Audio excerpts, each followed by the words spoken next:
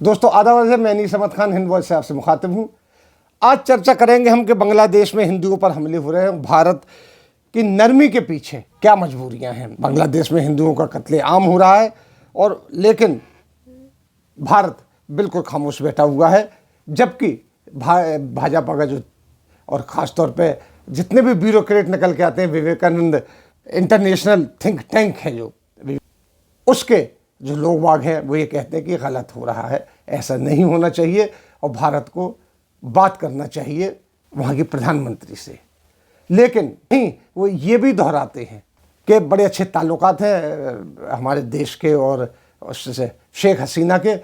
मोदी जी तो कभी भी बात कर सकते हैं, लेकिन बात क्यों नहीं कर रहे हैं, उसके पीछे तर्क ये देते हैं। जब उनसे पूछा जाता है कि भाई ये घटनाएं क्यों बढ़ रही हैं बांग्लादेश में, तो उसका इल्ज़ाम वो सीधा तालिबान पे डाल देते हैं, क्योंकि वो लोग कहते हैं कि अफगानिस्तान में तालिबान की सरकार बनी है, लिहाजा पूरी दुनिया में जो कट्टरपंथी हैं वो उभर के सामने आ रहे हैं। भाई पाकिस्तान में तो नहीं आए हैं, और जगह तो नहीं आए, मलेशिया में नहीं आए हैं, सऊदी अरब में नहीं आए हैं, बांग्लादेश में ही कैसे उभर के आ गए हैं, ये एक सोचने की बात है। और उस पर हमारी सरकार की खामोशी, इस पर अगर देखा जाए तो पीछे भारत बांग्लादेश में त्रिपुल बना था, उसमें बाकायदा कोरोना के दौर में मोदी जी बांग्लादेश गए थे, वहाँ इनका भव्य स्वागत हुआ।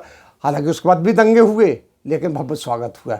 लेकिन ये हिंदू और बंगाली जो दंगा हुआ है और जिस तरीके से चल रहा है, ये बड़ी तकलीफ देह स्थिति है। जैसे बांग्लादेश में हिंदुओं के लिए खतरा है, वैसे ही और दूसरी जगह के दूसरी जातियों के लिए भी ये खतरा बनता चला जा रहा है। इसको रोकना चाहिए। इसके पहले अगर आप देखा जाए कि नसीर नगर, सिलहट, मुरादनगर में ऐसे दंगे हुए थे, तो बाकायदा भारत ने अपना प्रतिनिधि मंडल वहाँ भेजा था, प्रतिनिधि मंडल, और उसमें वहाँ के जो राजदूत थे वो साथ गए थे। लेकिन अब जबकि कानपुर, चिटगांव और भी जगह ज़बरदस्त दंगे हो रहे हैं, लेकिन यहाँ से कोई सुनगुन नहीं हो रही है। हाँ, जब भी प्रेस भी ब्रीफिंग होती है फॉरेन मिनिस्ट्री की, तो वो ये कहते हैं कि शेख हसीना से निपटने के लिए सक्षम है, वो हर चीज़ पर नज़र रखे हुए हैं।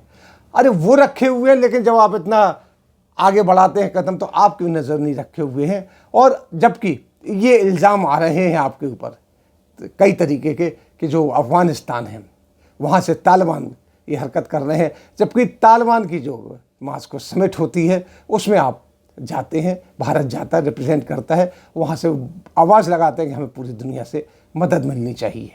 तो लिहाजा ये दोहरी नीति जो भारत की चल रही है, ये डर की वजह से। वैसे मोदी जी की एक बात बताएं, आपको समझ में आनी चाहिए, वो कभी किसी का नाम नहीं लेते हैं, किसी कंट्रोवर्सी में नहीं पड़ते हैं। विदेशी जिस तरीके से जब चीन ने अटैक किया गलवान में, तो बिल्कुल आज तक, उस दिन से आज तक उन्होंने चीन का नाम नहीं लिया है। पाकिस्तान इतने ज़बरदस्त तरीके से आतंकवाद फैलाए हुए से हमले भी तो नहीं कर रहा, लेकिन आता है कि उसके कश्मीर में जो हो रहा है उसमें उसके हाथ है, लेकिन कभी पाकिस्तान कह के नहीं कहते हैं, वो ये पड़ोसी देश कह देते हैं। चीन का तो नाम ही नहीं लेते। अब चीन का तो उन्होंने चैप्टर ही बंद कर दिया कि उसके ऊपर बोलना है। मोदी जी हर वो बात बोलते हैं जो उनको ठाकुर सुहाती होती, जो उन्हें अच्छी लगती, और देश को हित में जो होता है उसको नहीं बोलते। क्योंकि चीन है, चीन में इतने लोग हमारे सैनिक शहीद हुए, और कश्मीर में भी जो स्थिति है इसके ऊपर वो बिल्कुल एक लफ्ज़ नहीं बोलते। हाँ, हम इससे निपटेंगे, हम आतंकवाद का मुंह तोड़ जवाब देंगे, तो ये कहते रहते। लेकिन बांग्लादेश, जिसके लिए इतना नरम रुख अख्तियार किए हुए रहते हैं, मोदी जी जाते हैं और यहाँ तक है कि वहाँ से हिंदू यहाँ आएंगे, उनको हम शरण देंगे, सारी चीज़ें कर रहे हैं। तो क्या ये पॉलिसी क्या है इनकी? शरण देंगे, लेकिन जब वहाँ बचाने की बात आती है तो एक शब्द नहीं बोल रहे आप। शेख हसीना से एक लफ्ज़ नहीं कह रहे हैं कि भाई इसके कैसे करें। यहाँ तक कि वहाँ के राजदूत भी बिल्कुल खामोश बैठे हैं। इनका थिंक टैंक जो है विवेकानंद का, वो भी इस बात को कह रहा है कि कुछ कहना चाहिए, लेकिन पूरी की पूरी जो ठीकरा तालिबान के ऊपर फोड़ के आप खामोश हैं। इसी के साथ हम आपसे लेते हैं विदा।